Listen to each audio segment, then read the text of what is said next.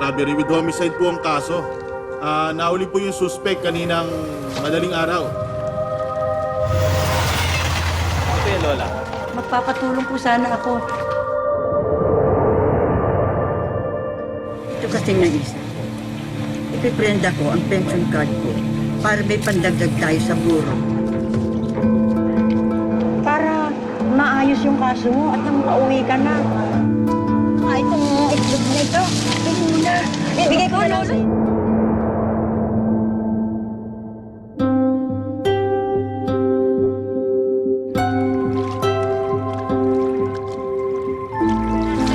Ay, naku.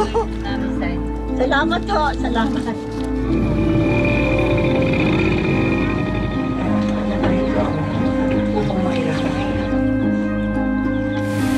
Ano kaya kung tagapin na natin yung amicable settlement ng matanda?